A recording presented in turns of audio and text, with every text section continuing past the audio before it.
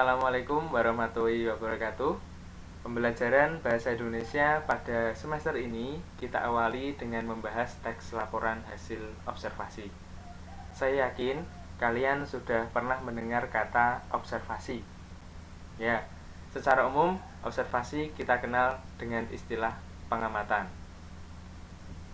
Nah, pembelajaran kita bertujuan agar kalian mampu menganalisis isi, struktur, dan kaidah kebahasaan dari teks laporan hasil observasi.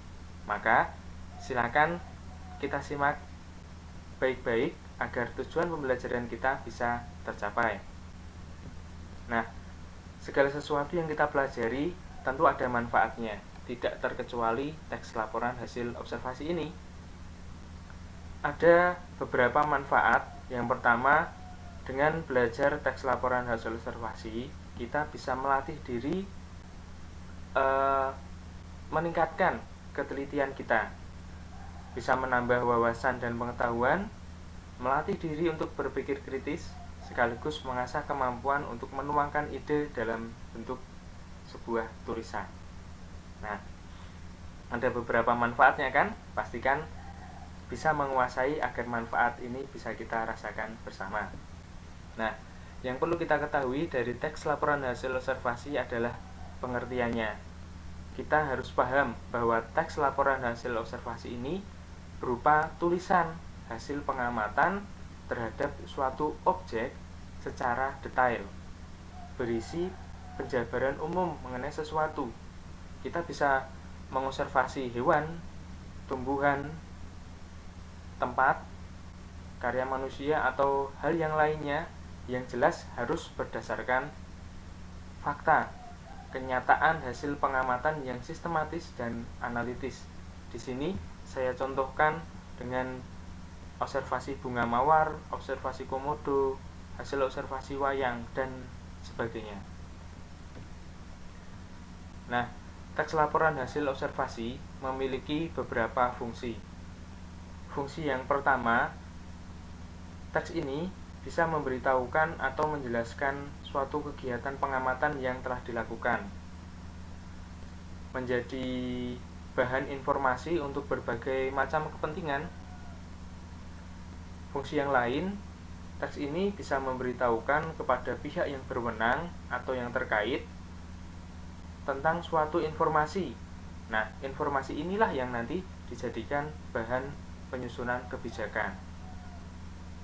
Selanjutnya, fungsi yang lain, teks laporan hasil observasi ini juga bisa kita jadikan sebagai alat pendokumentasian suatu objek atau suatu kegiatan. Banyak fungsinya ya dari teks laporan hasil observasi ini. Nah, yang perlu kita pahami bersama juga bahwa teks laporan hasil observasi ini memiliki ciri yang khas yang berbeda dengan teks yang lain. Ingat, yang pertama bahwa teks laporan hasil observasi itu harus bersifat objektif. Ketika kita menulis teksnya, kita tidak boleh sebagai penulis tidak boleh memihak kepada orang atau pihak tertentu. Selanjutnya, ciri yang lain, teks laporan hasil observasi harus berdasarkan fakta. Seperti yang saya sampaikan tadi, teks ini berdasarkan data yang sebenarnya yang didapatkan dari pengamatan, bukan hasil karangan, khayalan, imajinasi, atau angan-angan penulis semata. Tidak. Ciri yang lain, laporan hasil observasi bersifat khusus atau spesifik. Jadi hanya membahas sejelas-jelasnya tentang suatu hal atau permasalahan, fokus pada satu hal saja untuk dijelaskan secara terperinci. Nah, ciri yang terakhir, teks laporan hasil observasi harus dijelaskan secara lengkap tentang objek yang diobservasi, selengkap-lengkapnya. Semakin lengkap datanya, berarti hasil observasi itu semakin mendalam. Begitu ya. Nah, kita lanjut. Setiap teks, ketika kita akan membuat teks, ada urutan-urutan tertentu yang harus kita cermati. teks laporan hasil observasi ini ada 3 bagian yang harus kita cermati.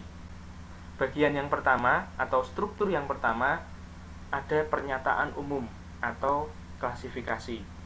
Pada bagian ini akan berisi pengantar hal-hal yang umum tentang objek yang diamati.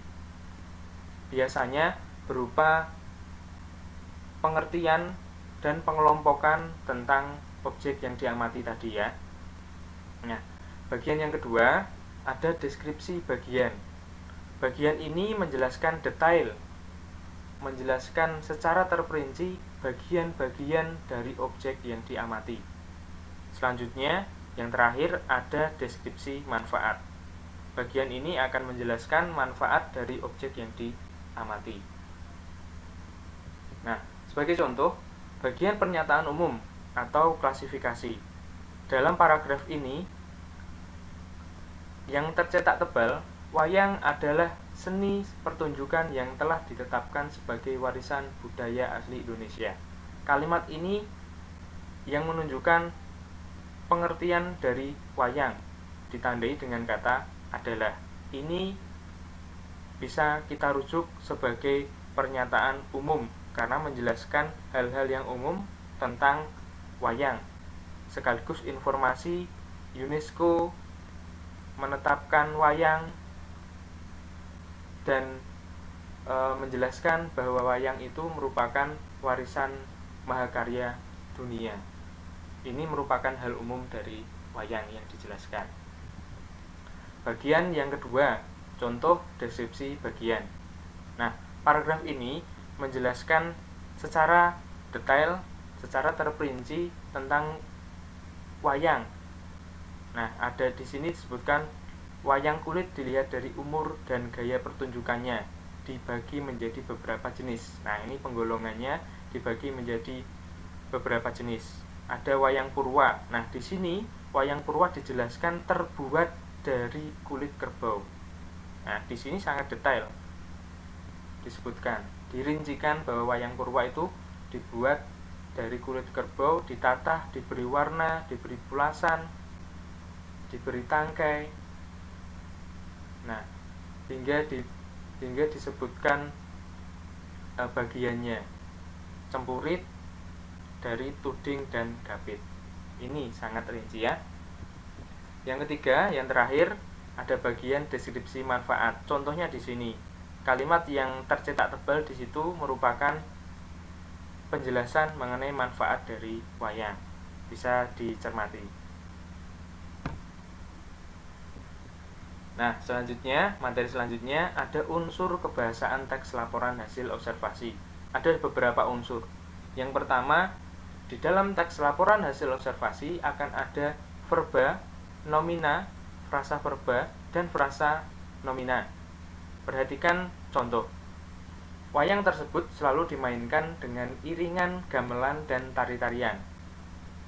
Nah, yang berwarna kuning, contoh nomina.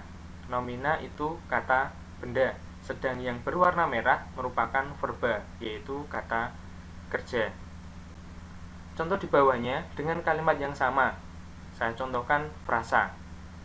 Frasa merupakan gabungan dua kata atau lebih yang memiliki makna dan memiliki fungsi gramatikal dalam kalimat. Fungsi gramatikal di sini yang kita kenal sebagai SPOK, ya, itu mungkin yang kalian kenal di bangku SMP. Nah, di contoh yang kedua, wayang tersebut selalu dimainkan dengan iringan, gamelan, dan tari-tarian. Wayang tersebut merupakan frasa nomina karena terdiri atas kata benda, nomina wayang. Frasa verba yang tercetak merah itu selalu dimainkan. Nah, kenapa dikatakan frasa verba? Karena ada kata dimainkannya sebagai tanda predikat. Yang contoh selanjutnya ada frasa nomina juga dengan ada 5 kata dengan iringan, gamelan, dan tari-tarian. Nah, kita cermati lagi pengertian tadi. Gabungan dua kata. Setiap frasa itu akan menduduki satu fungsi yang sama ya. Bisa subjek, predikat, atau objek ataupun keterangan. Jumlahnya lebih dari satu kata. Lanjut di bagian yang kedua. Unsur kebahasaan afiksasi. Afiksasi pembentukan kata dengan pengimbuhan afiks atau imbuhan. Ada beberapa macam afiks. Ada prefiks, infiks, sufiks, konfiks, dan kombinasi afiks. Contohnya bisa kita cermati bersama di layar. Nah, contoh prefiks ber ditambah kata asal menjadi kata turunan berasal. Kata dasar getar mendapatkan sisipan em akan menjadi kata turunan gemetar. Begitu pula dengan kata buat kelompok lambat. Jika mendapatkan imbuhan yang sesuai akan menjadi kata turunan ya. Jadi ada kata dasar dan kata turunan. Kata turunan inilah yang disebut kata bentukan atau kata yang sudah mendapatkan afiks, kata yang sudah mengalami proses afiksasi, entah itu mendapatkan prefiks, infiks, sufiks, atau kombinasi afiks ataupun konfiks ya. Nah, yang ketiga ada kalimat definisi dan kalimat deskripsi. Kalimat definisi di sini sempat kita singgung di awal tadi. Kalimat ini menggunakan verba definitif. Kita bisa menggunakan kata adalah, merupakan, ialah, yaitu. Nah, contohnya tadi, wayang adalah seni pertunjukan yang telah ditetapkan sebagai warisan budaya asli Indonesia. Kata adalah di sini merupakan verba definitif yang menunjukkan kalimat definisi. Kalimat deskripsi. Nah, kalimat ini menggunakan verba atau kata kerja yang bersifat mendeskripsikan, menjelaskan secara detail objek yang diamati. Contohnya di situ yang tercetak merah. Terbuat, ditata, diberi, diolah. Nah, itu semuanya verba yang berfungsi untuk menjelaskan secara detail. Nah, selanjutnya kita bahas kalimat simpleks dan kalimat kompleks. Ini unsur kebahasaan yang keempat. Nah, kalimat simpleks atau bisa kita kenal sebagai kalimat tunggal. Kalimat ini hanya memiliki satu verba utama sebagai predikat. Bisa kita cermati contoh. Taman Nasional Baluran memiliki bermacam flora dan fauna. Nah, di situ verbanya kata memiliki. Kata memiliki di sini sebagai predikat. Maka bisa kita sebut sebagai kalimat simpleks. Kalimat ini hanya terdiri satu struktur SPOK ya. Kita membahas kalimat kompleks.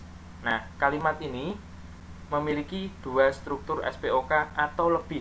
Jadi perbedaannya dari kalimat simpleks, kalau kalimat simpleks hanya satu verba dan hanya memiliki satu struktur, sedangkan kalimat kompleks memiliki dua struktur dengan dua verba utama sebagai predikat. Bisa dicermati contoh. Komodo tidak memiliki indera pendengaran, walaupun memiliki lubang telinga.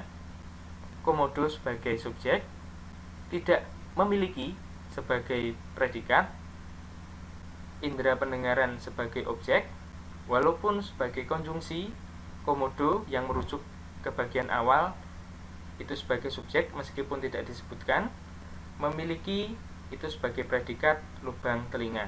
Nah, kata di sini ada dua verba yang berfungsi sebagai predikat. Kata di sini tidak harus sama ya, ini kebetulan saja contohnya sama-sama kata memiliki.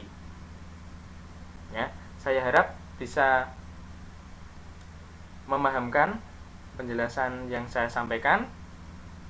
Terima kasih atas perhatiannya. Selamat belajar. Semoga sukses.